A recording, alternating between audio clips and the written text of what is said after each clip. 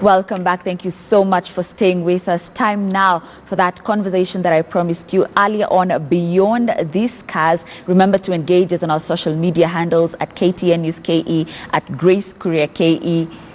Selina Njoki, karibu sana. Thank you so much for joining us. Now, hers is a story that you certainly do not want to miss. Abandoned by her mother at 4 years old. Later on, her dad passed away, molested by her cousins. My goodness, it's a huge story that, as I said, you do not want to miss. Selina, I want us to start with from where it all started. From perhaps when you were about 4 years old. Just take us through what happened. I was a young girl, just a vibrant young girl. I was living with my dad and my mom. But then at 4 years old, around 4 or 5 years old, mom and dad separated. And I was left with dad. And she never came back. And dad passed on when I was 7 years old. I was in class 2. He had an accident, and before I knew it, he just passed on. And I started another life because now here dad is gone. I've been left with my grandparents, my uncles and my aunties, my relative. Basically, I was brought up by my relatives, and nobody knew how to bring me up to, your dad has passed on, this is another life. I had to get used to that life of, I don't have parents, now I have relatives. And at around 8 years, I had my cousin, my dad's cousins who used to live with us. Those ones who live in the villages and they're the universities, and they come to live with us. And that's where they started molesting me. And nobody knew about it. I know up to date my uncles and my aunties don't know about it. And they started molesting me. And I became quiet, I became rebellious. I felt unloved. And there was no one, basically there was no one to talk to. And it went on from 8 years, 9 years, 10 years. And I would feel so ashamed, I would feel so bad when it happened. And yet there was no one I could talk to. And I was a quiet child, and sometimes I'd be rebellious. I would do things that would make my uncles think that I'm a bad child. But they didn't know that I was hurting inside. And I went to school like any other child. And I went to high school. And at 15, I met the only man who said he loved me. And I've never felt loved. Because all this time, there's no one to talk to. There's no one to tell me that I love you. And I fell in love, or I had a crush, because that was not love. At 15, you don't know what you're doing. You're basically a child. And I got pregnant. And at 16, I had my first child. And I did my KCSE with my first child, who was 8 months old at that time.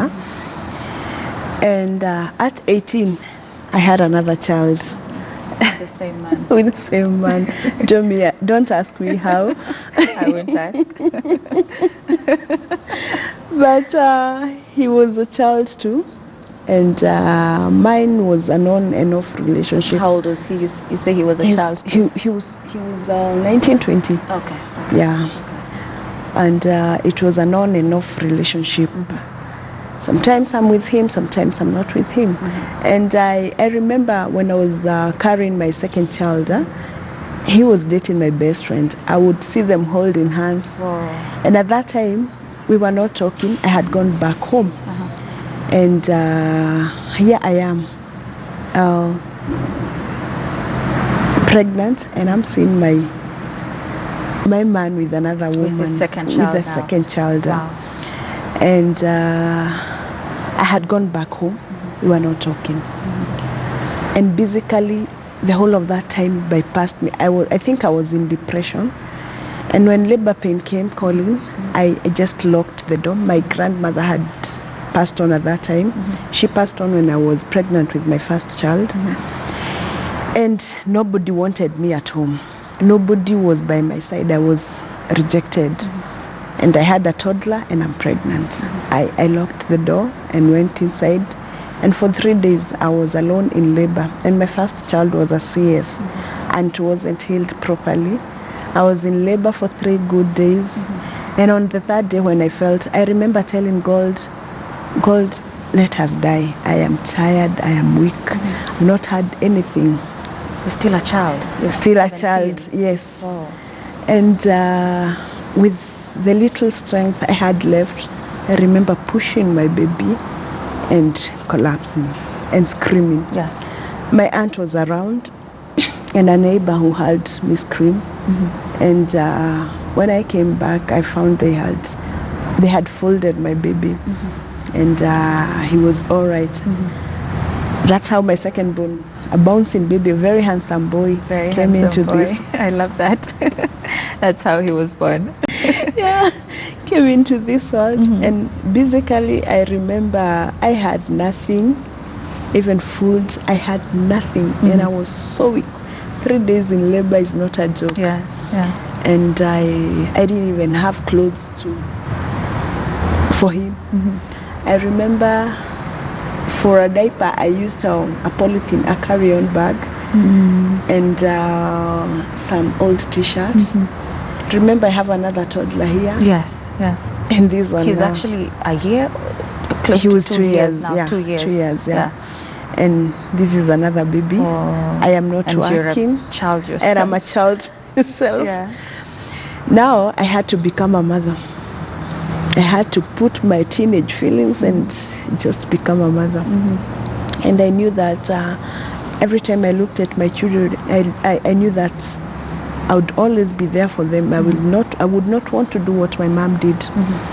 And I bottled emotions in me because I felt so bad that mom had left us.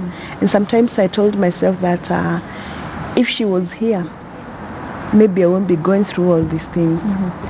But I thanked my aunt who had always been there. And I remember after giving birth, I had, no one had money. My aunt didn't have money. And I remember I had black tea and a neighbor brought me some ugali, some leftover ugali. And I had that and I felt this is okay. And after some few months, we got back with the father. It was the only way. It was the only way for me to survive because now here I'm rejected and nobody wants me. Yeah. And we hustled, went on with life, and until God opened doors for him to go to the US. And I felt that this will change our lives. And truly life changed. He would send us money. He would do things for us. Life changed. And after 2 years, he decided, let me come back to Kenya and see my family. And when he came back, we decided to have our last baby because we always wanted 3 children. And that's when I got pregnant. And again, life changed for me because he changed. And he would leave us without food. Sometimes he would beat me. I was pregnant. I would put the camels back. He started bringing women to the house in my presence. And sometimes he would come with 2 women, 3 women. And I remember there was a day he came in the wee hours of the morning. I was used to sleeping on the couch because now I knew that when he comes, he'll ask me to go away and sleep on the couch. So that he can be with the women. Yeah. Wow. So one day he brought 2 women in the house and they were making a lot of noise, moaning and everything. The kids were there. I knocked on the door to ask him to at least shut down because the kids are listening. He came out, slapped me and threw money at me and told me, go have an abortion. And that is the day I left, for real. I was 5 months pregnant. And I remember I started bleeding.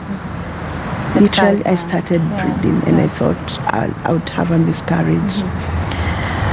And I just took my children, took the money, and left. And left. Now, hold it there. I know you said that is the day that you decided that you were going to leave, but in your own words, how was it for you? You know, especially when this man, he's now your husband, you're expecting the third child with him, and he's coming home with other women. What made you stay? What made me stay is I had nowhere else to go. I was still a child myself. I was not doing anything as in to give me money. I was not working.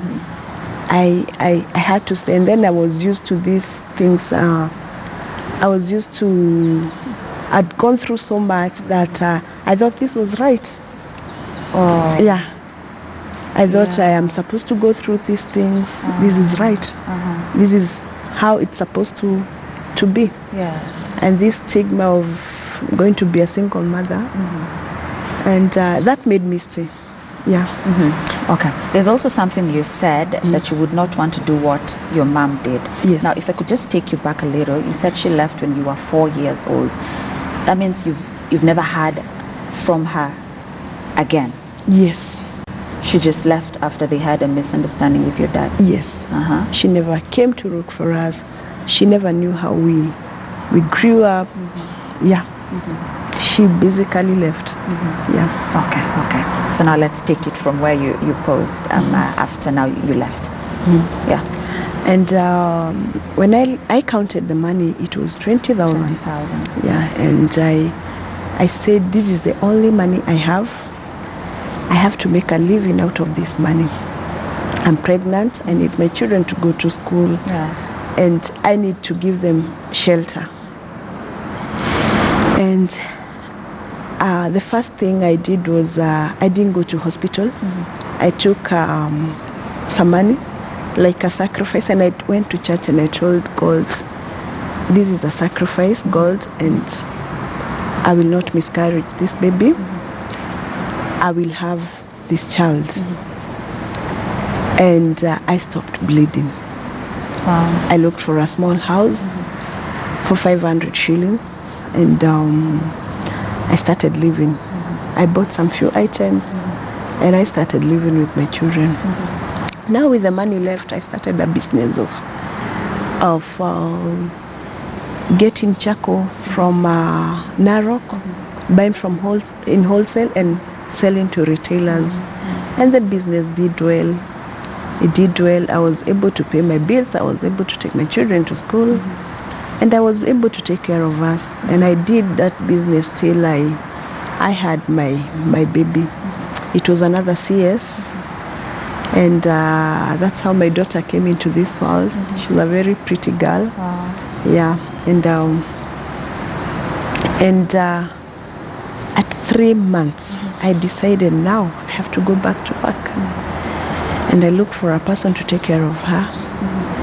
And I started another business whereby I would buy clothes and take them to Southern Sudan. And that's what I started doing. I'd buy clothes from Kenya and take them to Southern Sudan. And the business picked up so well. So well. And I moved into a bigger house. I took my children to a better school. It did so well. Now I had money, I could do anything. And I did it for about 2 years.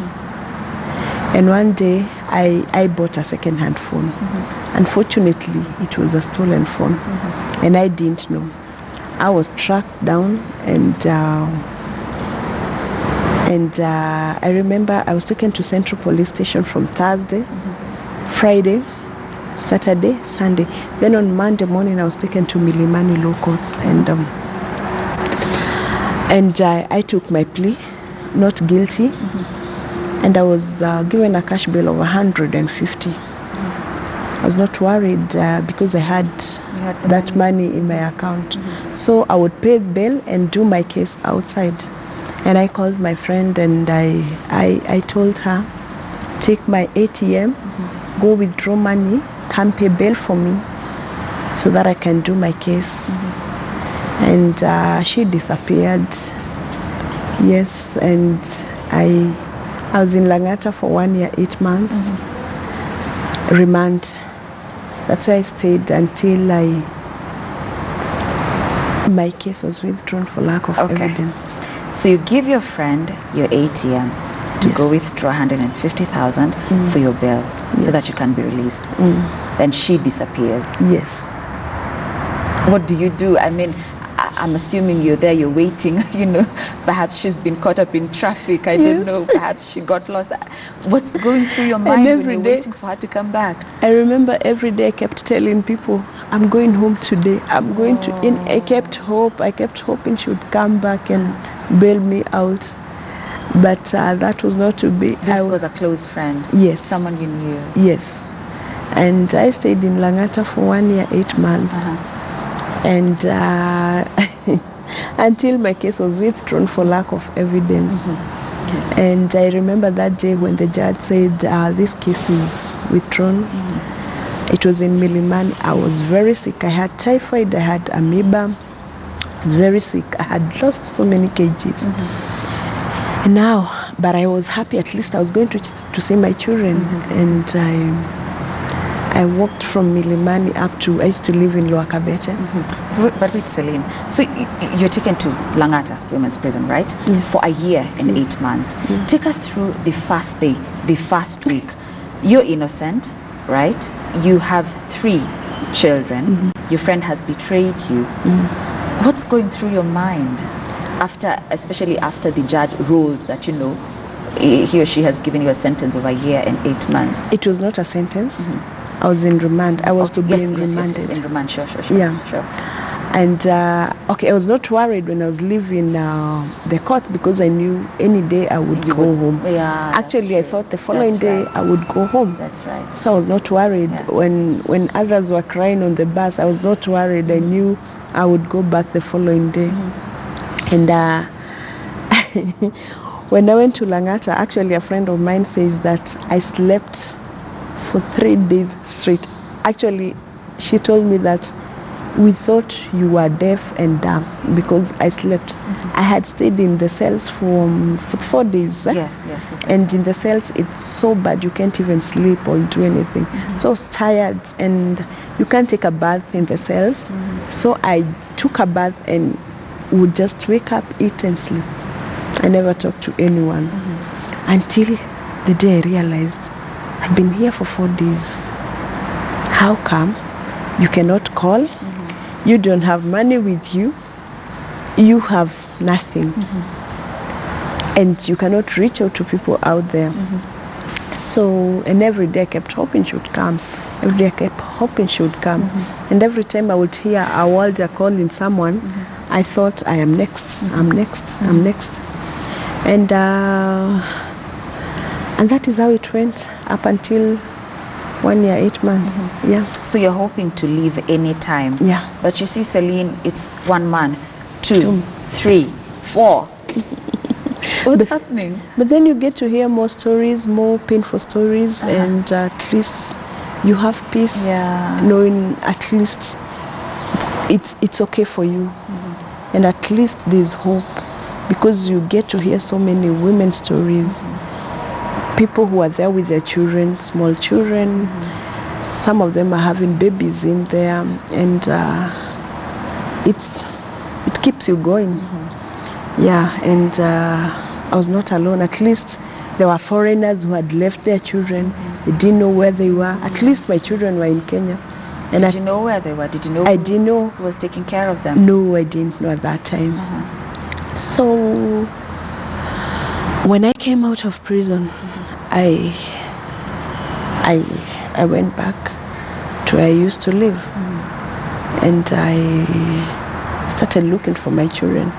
I'd left them in a rental house, and the landlord had locked the house, removed my things, and here I was, and my children were hopping from friend to friend. I came to realize my children were hopping from friend to friend. And I remember where they were. That day I came out, they were with a friend. And when she saw me, she said, now you've come. You can pick your children.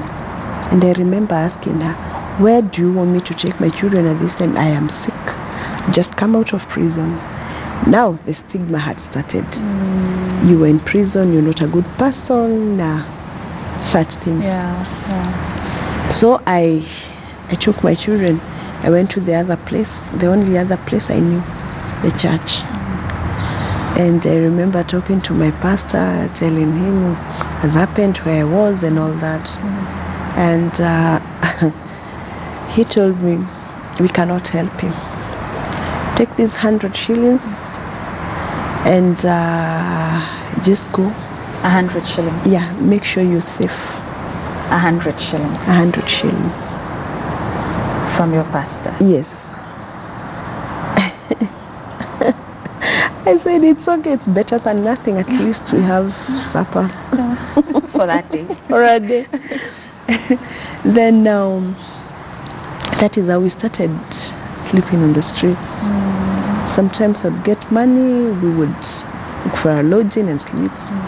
Sometimes I would get money, look for a house and live in the house, and then after some few months the house would be locked. I was not doing anything. I'd lost everything. And sometimes, most of the time we were in the streets. And I remember one day in the streets,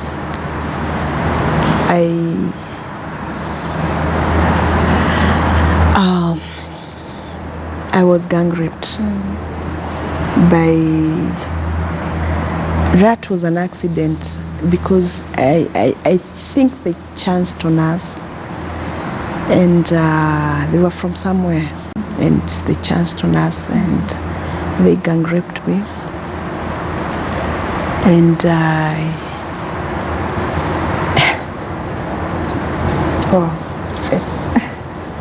they gang raped me and left me for the dead.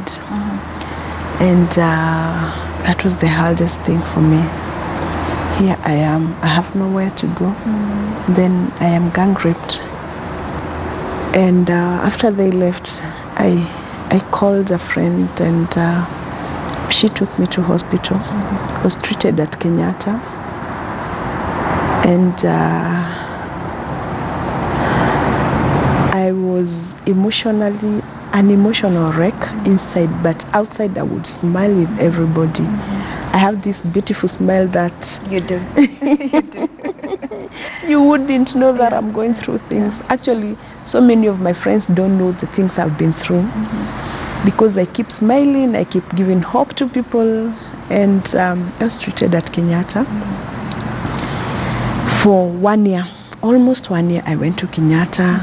I would be treated, and I thought I was on a journey to healing.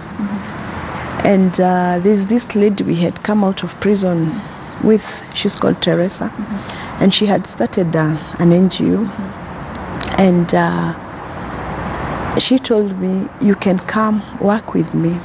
And I was trained as a life coach, and I started working and coaching in prisons. And that was, I started working in 2017. 2017 December, after my journey of counseling and all those things in Kenyatta. And I remember on December 2017, I was coming from work. I had sent clothes to children in prison all over the country at Easy Coach, and I was on my way home at around 9. And just a few meters from my gate, I met with around 6 men. They said hi. I thought this must be people I know, and I said hi. And then after taking some few steps, they told me, "Madam, simama hapo." And I asked them, "Why are you asking me to simama?" And they told me, "Ukipita hapo, we will kill you." One of them had a gun slung on his side, and he held on a long jacket. And I just froze. And I told them, you can take my bag. I had money in my bag and I had 2 phones. And they asked me, who said, tunataka bag yako? Akaniambia, let's go this way. One came on one side and the other one on my right side. And actually, ungepatana sisi, you would have thought we are together. Yeah. So they told me, don't say hi to anyone, just walk. And I thought these people are going to kill me. And they just took me to a place. I knew this place because it was around home. There was a river, but the river was dry at that time because it wasn't raining. And they tore my clothes, they gang raped me, they sodomized me, and they put sticks in me. Then they left me for the dead. And I remember when they were doing all that it was so painful, but there was a song that was playing in my heart. And I kept singing that song that says, when the oceans rise and the thunders strike. Yeah. I kept singing it over and over until I passed out. And when I came back, they had left. And they had put my head on my bag. So I felt for my bag and I pulled it. I took my phone and I called my sister-in-law. And I told her what has happened and where I am. And I told her I have sticks in me. If I manage to pull the sticks, I'll find you on the way. If I don't manage, you guys can come. And I managed to pull the sticks and I crawled. And we met on the way. Another friend came. We went to the police station, reported, and the police, when they saw me, they just said, take her to Nairobi Women. I was taken to Nairobi Women. I was admitted at Nairobi Women. And I had to go to theater twice because I was sodomized. And I went to theater. I stayed in Nairobi Women. Actually, I spent my Christmas in Nairobi Women. That was what year? 2017. 2017. Just Yes. recently, actually. Yeah. Yeah. So another journey here. Yes. Of healing again. But nobody talked about my emotions. Actually, every time I would go to a counselor, she would think I was healing because I would counsel her. Oh. The type that, you go to a counselor, but you end up helping her instead. Yeah. And you've been through so much. Yes. Yeah? And you're now gang raped for the second time. Yeah. Celine, we need to take a short break, but do stay with me. Of course, we're back with more. But we need to take a short commercial break. Do stay with us. Back with a lot more on Celine and Njoki's story that you certainly do not want to miss. Continue engaging us at KTN News KE, at Grace Korea KE. I see a lot of your feedback, which I'll be sampling at the end of the show. Do stay with us.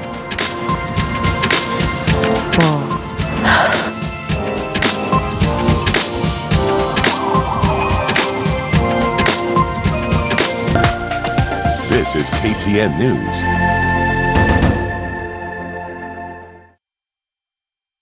This week on Area Code, we are in Runda Estate, a neighborhood where the who is who in the country's upper social fabric call home.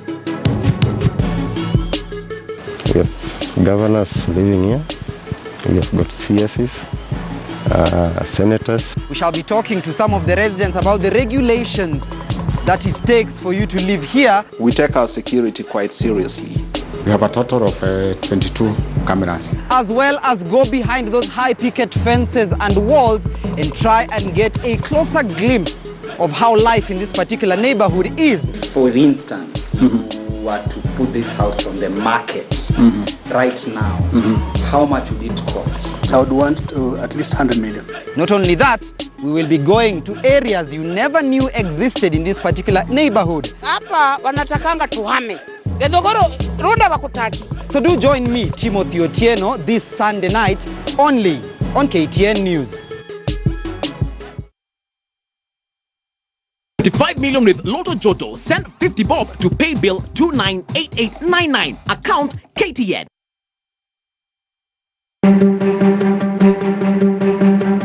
Are you a passionate amateur baker? Can you create incredible cupcakes? Can you bake beautiful biscuits? Can you produce the perfect pie? If so, enter the Great Kenyan Bake Off for a chance to reveal your skills to the nation.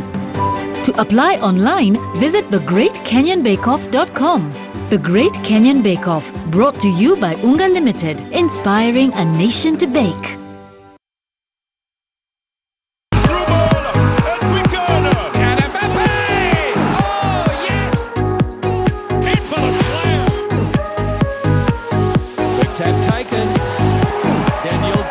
Rugby needs a lot of help. It looks like there's no change. It's a status quo. Young man, I'm very happy for you for winning 20 million shillings.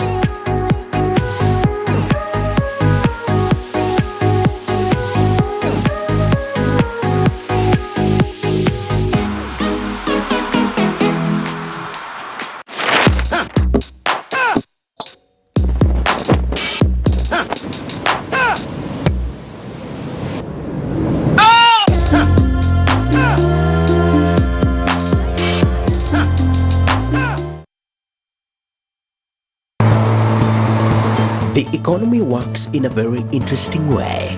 As each day passes, we strive to take you to the heart of the economy. We break down complex matters to help you make sense of your sense. From talks of women driving successful business to latest tech trends, Business Today is your daily dose of unmatched, insightful business program.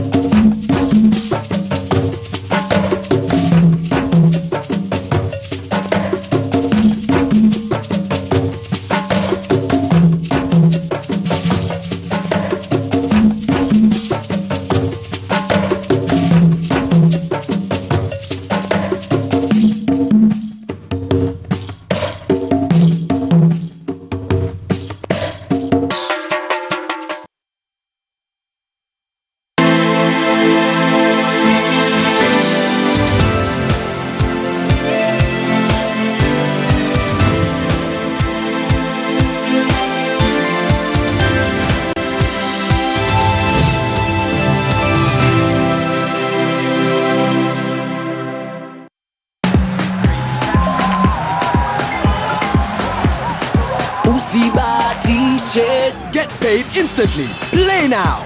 Usibahatishe. Cheza na SportPesa. Cheza na SportPesa. This is KTN News.